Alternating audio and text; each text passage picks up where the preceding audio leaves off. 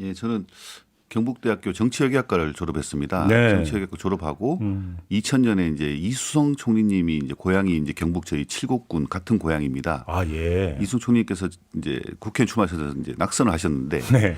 그때 제가 이제 국회의원 선거 사무실 자원봉사자로 이제 아, 처음에 정치권에 이제 발을 들였습니다. 아하, 예. 그리고 나서 이제 대학원을 졸업하고 16대 국회 때 네. 2002년도에 주진우 국회의원이라고요. 경북 성주고령 국회의원 이제 비서로 네. 이제 여의도 공식적인 이제 첫 발을 내딛었고 그리고 있다가 이제 이분이 이제 17대 이제 출마를 안 하셔가지고 예. 제가 또 기업에 가서 한정 KDN이라고 공기업에서 한 9년 정도 근무하다가 아, 다시 이제 김항식 총리님께서 서울시장 나오신다고 하셔서 예. 당내 경선할 때 또 총리님 이제 예, 그때 사무실에 그런 예. 수행비서로 제가 이제 자원봉사 참여했다가 아하. 정몽규 대표님한테 안 되셨어요. 예. 그래가지고 이제 나경원 의원님이 730 보궐선거 2014년도에 네, 그렇죠. 하실 때 그때 이제 참여를 해서 선거를 이기고 예. 보좌관 갔다가 예. 그다음 이제 19대 때죠. 그 20대 총선 치르고 이제 이철우 지사님, 지금 그 경북지사. 예, 경북지사님 이제 선거를 하고 예. 경북도청에서 이제 지사님 경제특별보좌관으로 근무하다가 예. 이제 출마하려고 나왔습니다. 예, 아 참 저 송원석 의원님 보좌관도 했습니다. 섭섭한 마음은 없는 것 같습니다. 근데 이제 해보고 싶은 꿈에 다가선다는 막 시원한 이런 게 있고요. 아, 오히려 설레임. 설레임. 그리고 진짜 한번 제대로 한번 예. 해보고 싶다. 한번 예. 보여드리고 싶다. 예. 보좌관 출신은 진짜 잘한다. 네. 이런 걸 한번 보여드리고 싶은 그 설레임이 좀 많은 것 같습니다. 의원을 협박하는 보좌관이 존재합니까? 정영 보좌관님? 실제 제가 그 이정재 그 장태준이죠. 네. 장태준 보좌관 같은 경우는 이제 정적을 제거하는 수단으로 상대 자기 이제 모시는 의원님의 상대방의 이제 약점을 가지고 이제 공격을 하고 네. 그랬던 걸로 기억이 납니다. 네. 근데 저희가 이제 보좌관 하면서 우리 정적을 제거하기 위해서 뭐 그렇게까지는 제가 뭐 본 적이 없는 것 같고요. 근데 이제 좀 안타까운 일이지만 본인이 일했던 의원실의 의원님을 상대로 이제 그만두고 나서 오호. 이제 하는 뭐 그런 제보하고 뭐 이런 것들은 조금 뭐 아, 그러면 이제 자기가 모셨던 의원의 비리를 제보를 한 경우가 있었습니까? 그런 꽤 있죠. 그 뭐 예전에 뭐 아, 얼핏 기억이 나는 것 같기도 하고. 그 뭐 저 뭐죠? 저 근데 급수 같은 거 이렇게 해가지고 왜 네. 급여 같은 거 이렇게 편법적으로 쪼개고 아, 이런 거 그렇죠, 이제. 그렇죠. 이제 돌려받아 가지고 뭐 지역과 사무실 운영비로 썼다든지 그걸 맞아요. 이제 이건 또 최근 뉴스죠. 제보를 하는 거거든요. 그렇죠. 그 당사자가. 예. 근데 이제 이런 경우가 보통 우리가 이제 그 인지상정으로 따지면서 아무래도 자기가 모셨던 의원을 그러니까 뒤에서 그러는 건 좀 아니지 않느냐 이런 정서를 갖고 있는 경우가 많잖아요. 특히 굉장히 한국죠. 극히 드문 경우입니다. 이게 그러니까요. 이제 뭐 우리 이제 국회 이제 9명씩 등록해서 300명이면은 2,700명인데 네.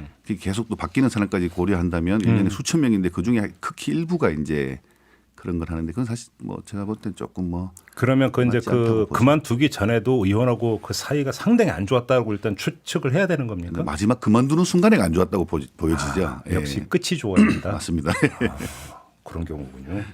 이제 서울이 이제 지역구 동작이었습니다. 네, 국회하고 동작거리 20분밖에 안 걸립니다. 예전에서. 그렇죠. 이렇게 한꺼번에 이제 다 같이 막 섞어서 일을 합니다. 이렇게 하다 보면 뭐 지역구하고 예, 그 인원이 이제 9명밖에 안 되기 때문에 이게 이제 회사로 따지면 대기업이 아니라 중소기업, 소기업이지 않습니까? 예. 그러니까 업무가 계속 중첩이 막 됩니다. 이게. 예. 그럼 지역구에 민원으로 왔던 거를 입법을 만들어야 되고 민원으로 왔던 걸 예산을 확보해야 되고 그렇다면 서로 간에 약간의 좀 이렇게 미스매치가 발생할 수 있습니다. 그러면 사람이 필요해도 나하고 일하는 이제 후배가 또 필요하고 이제 네. 직원이 필요한 거고 예. 그러면 의원님한테 이제 서로 간에 이제 건의가 하는 거죠. 저한테 사람을 주셔야 됩니다. 뭐 그런 간에 약간의 좀 그런 일부 있습니다. 그런 부분.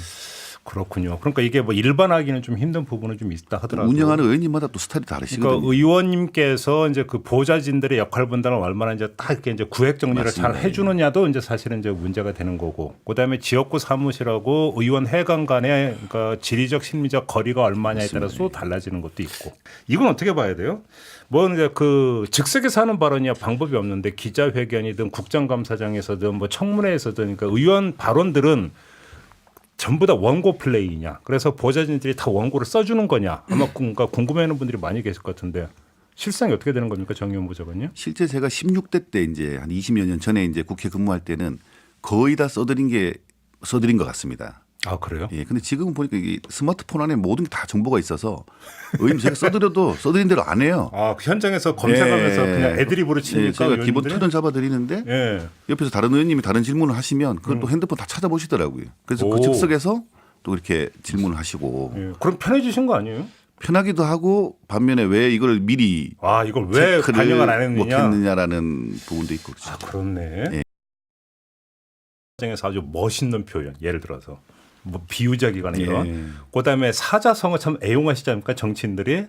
이런 것들을 전문적으로 해주는 일종의 스피치라이터라고 하나요? 이런 기능을 갖고 있는 분들이 있습니까 의원실 안에?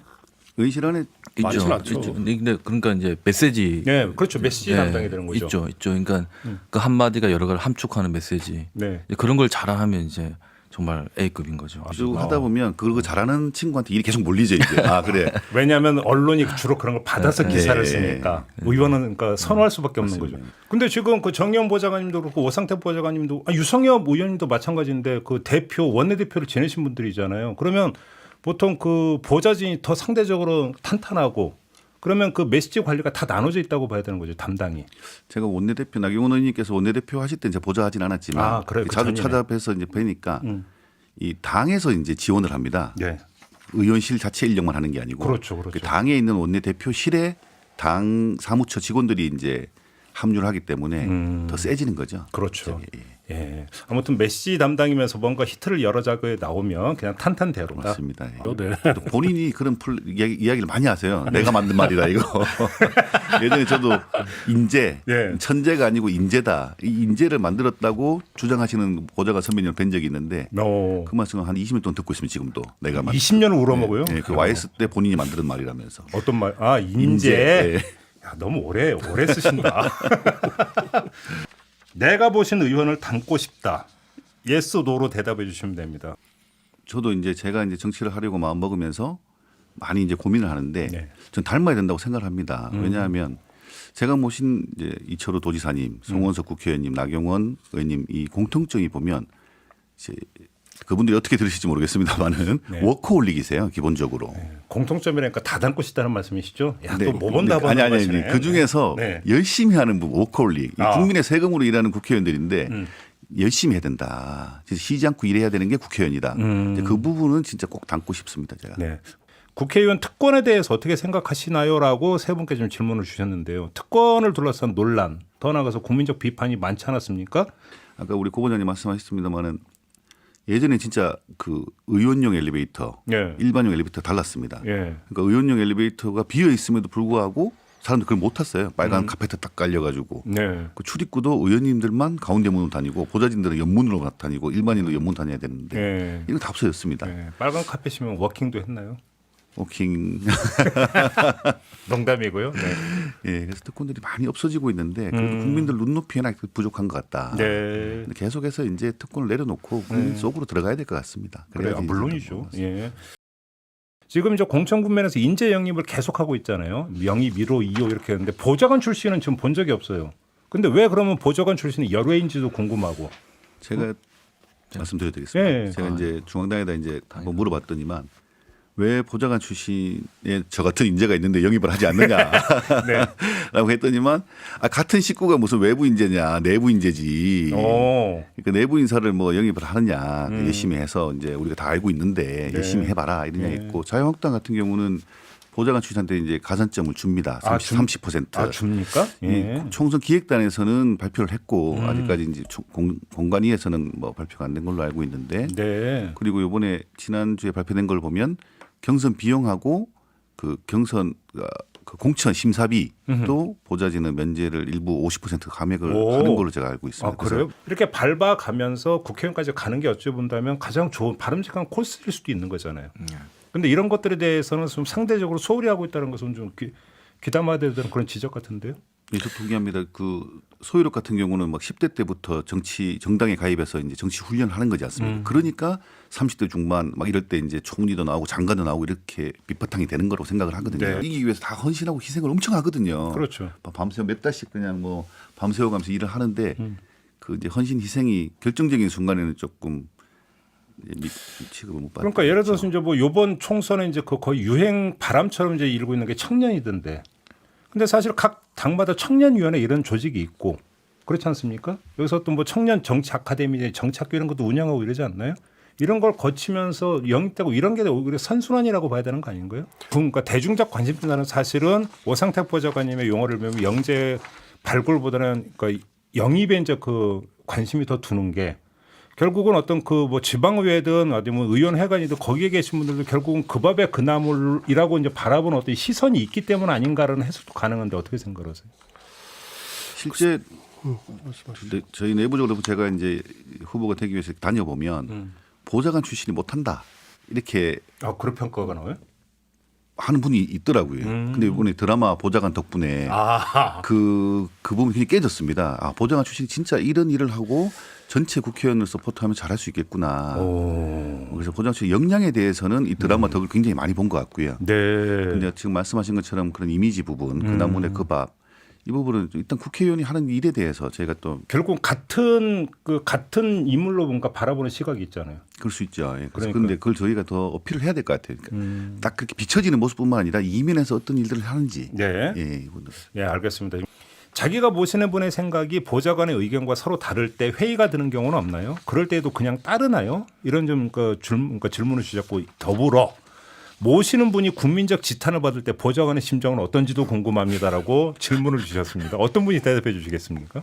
마지막 판단의 영역은 의원님들이 하는 거고 저희는 최대한 거기에 제기될 수 있는 문제점, 부작용 이거를 이렇게 설명을 하는 거거든요. 네. 근데 그럼에도 불구하고 그 부작용이 있는데 본인의 판단이 그렇다 그러면 그 판단을 존중할 수밖에 없는 게 보좌진의 한계인 거고요. 그렇죠. 그리고 뭐 국민의 지탄을 받는다는 게 이 하다 보면 지탄을 받을 때도 있고 칭찬을 받을 때도 있고 이게 민심의 흐름이라는 게 계속 그렇죠. 정치가 움직이지 않습니까? 예. 그 지탄을 받을 때는 참 가슴이 아프지만 또 그걸 또 반면 교사로 삼아서 또 다시 이제 국민의 지지를 올릴 수 있는 방법들을 끊임없이 연구를 하죠. 네. 근데 지나고 나서 왜 그런 부작용이 있는데 네. 그걸 생각을 못했냐라는 질타를 받으면 안 되기 때문에 음. 그게 뭐 제가 모신 분뿐 아니라 모든 보좌관들이 그런 고민 다 같이 하고 있죠. 그래. 직원인데 네. 고원이고 직원인데 아주 듣기 좋게 그래서 관철시킨 경우가 있었습니까? 갑자기 안 떠오르니까. 실패의 경험이 더 많기 때문에 그럼 그런데 실패는 더 좋아요. 제가 적은 거 있었죠. 나경원 의원님 모실 때 일인데요. 그때 나경원 의원님이 이제 민원의 날을 매주 하셨어요. 매주 토요일마다. 그래서 이제 주민들은 편하고 좋은데 네. 직원들이 조금 힘들어하는 게 좀 있어서 그렇겠죠, 당연히 민원의 날이면. 예, 네. 의원님한테 조금 횟수를 좀 줄이자. 그래서 2주에 한 번 정도 하시면 어떻겠느냐. 그 대신에 시간을 길게 하면 되지 않느냐. 예. 했는데 뭐라고 하시던가요? 그래도 매주 같은 시간 같은 장소에서 어허. 문이 열려 있다는 게 예. 주민들한테 네. 또 좋은 거 아니냐. 보좌관들은 주 5일 근무제가 없나 보군요. 매주 토요일에 한다고 하니까. 그래서 저희는 각오를 하고 있죠. 토요일, 일요일이라는 거에 대해서. 왜냐하면 근무 환경이 상당히 열악하시군요. 그래 이제 일반적인 잣대는 될 수 없는 것 같아요. 그렇죠. 국민의 세금 먹고 일하는데 더 열심히 해야죠. 갑자기 또 그렇게 말씀을 피해가지고. 그리고 국회의원은 아침은 무조건 혼자 먹으면 안 된다고 생각합니다. 가족들하고 또 뭐 중요하지만 외부 전문가를 만나든 조찬 모임. 예, 조찬 다른 뭐 동료 의원님들하고 하든 같은 당에 하든 다른 당의 의원님들하고 하든 계속 끊임없이 만나고 정보를 듣고 주민들을 위해서 뭔가 국정감사 끝나면 그 보좌진의 그 대폭 물갈이가 있는 경우가 많다. 왜냐면 한 건을 못한 경우는 의원이 화가 나가지고 보좌진을 갈아버린다는 이야기가 많이 있는. 속칭 여의도 인력시장에 선다는 이야기가 있던데 맞습니까? 뭐 솔직하게 말씀해 주셔야 됩니다. 네. 그게 보통 보면은 이제 첫 번째 국회 당선되시고 첫 해에 그런 경우가 많더라고요. 초선의 그러니까 첫 해. 공신들이 이제 많이 오게 되는데 네. 공신들이 왔는데 네. 다른 의원님들은 막 이렇게 중앙 언론에서 보도를 하고 집중을 하는데 사실 선거 공신들이 이제 그런 스킬에 떨어질 수가 있거든요.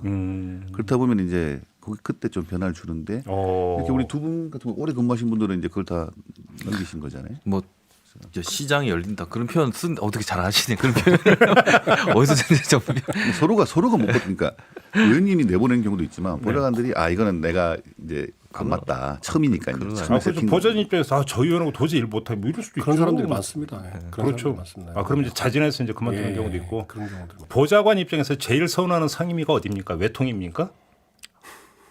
외통이 외통이 어렵습니다. 제가 때는 외통위 했는데 네. 외통이 굉장히 어렵습니다. 외통위는 미래를 예측할 수가 없습니다. 뭐 이게 다 이게 해주는 거잖아요. 저희가 이제 해서 같이 고민하는 거기 때문에. 네, 문제가. 네, 네.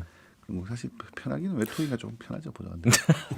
편하대잖아요 지금. 외국 나갔을 때 안 계신- 안 계신 시간이 뭐 계시니까. 그거를 뭐 부인하진 않는데 네. 그 날카로운 질문을 보내주셨는데 청문회 할 때 질문들이 의원들마다 겹치던데 보좌진들 간에 소통을 하시나요? 이런 질문 중 이게 특히 같은 당 보좌진들끼리 의원들끼리도 이제 그 역할 분담하고 이런다는 얘기는 있었는데 보좌진 간에 이렇게 사전 교통 정리가 안 됩니까? 질문 내용 이게 이런 잘 거에 안 대해서. 되죠. 왜냐하면 히트를 쳐야 되는데 예, 히트를 쳐야 언론이 집중을 받는데 이걸 공유해 버리면은 경중이 있지 않습니까? 아하. 그래서 아하. 좀 사실 이건 우리 거야라고 탁 이렇게 했는데 먼저 오픈되는 야당은 경우도 이제 있고. 그렇게 이제 히트를 치길 바라는 거고 여당은 디펜스니까 그렇죠. 근데 요즘은 그러니까- 의원님들끼리 좀 공유를 많이 하시더라고요. 그래서 이제 순서를 이렇게 하자 그러고. 오 그래요? 그러니까 매뉴얼처럼 내려옵니다. 이렇게 당에서 정리를 해서 내려오는데 그건 다 오픈돼 버렸지 않습니까 이미. 야. 우리 또 새로운 걸 해야 그렇죠. 의원님을 좀 네, 돋보이게 할 그렇죠. 수 있으니까요. 의원들 간의 학교 동기 친한 관계지만 여야로 갈라지면 싸우고 욕하고 하던데 사적일 때는 어떤지 궁금해요라고 질문 주셨습니다. 사적인 자리에서는 회의 끝나면 서로 친해진다는 보도는 몇 번 있었습니다. 언제 그랬냐는 듯이 언제 싸웠냐는 듯이 맞습니까? 낮에는 싸우더라도 밤에 소통하는 게 진짜 많아져야 된다고 생각을 하거든요. 맞습니다. 이 갈수록 지금 저희가 막 이게 갈등 분열 이게 문제인 거지 않습니까? 여야가 지금 대치 전국으로만 가는데 이 활성화돼야 된다고 생각합니다, 진짜. 맞습니다. 저도- 저희가 젊은 사람 들어가서 낮에는 싸우더라도 밤에는 진짜 소폭을 마실 수 소폭 있는 열정. 그런 분위기도 왜 보고 자꾸 소폭을 해요, 왜? 정치를 복원해야 된다. 알겠습니다. 내가 총선에 출마해야 되는 이유임과 동시에 그러니까 내가 국회의원 되면 이 구태만은 꼭 없애고 싶다. 지금 이 갈등과 분열의 정치를 끝내야 된다. 그래서 새로운 인물들이 새로운 물을 부어서 세기를 만들어야 된다라고 네. 생각을 하고요. 예. 지금 뭐 여당이 제1야당을 좀 이렇게 무시하고 공수처법, 선거법 등등 이렇게 무리하게 강행하는 것들이 있는데 대화와 소통을 하고 타협을 해야 된다. 예. 소통이 중요한 정치가 돼야 된다. 그런 각오로 정치에 임하겠습니다. 알겠습니다. 새로운 정치가 필요합니다. 보고 배운 정치가 진영 정치가 되어서는 안 됩니다라는 의견을 주셨습니다. 이걸 세 분께 전해드리면서 마무리하겠습니다. 고맙습니다 오늘. 열심히 하겠습니다. 감사합니다. 수고 많으십시오.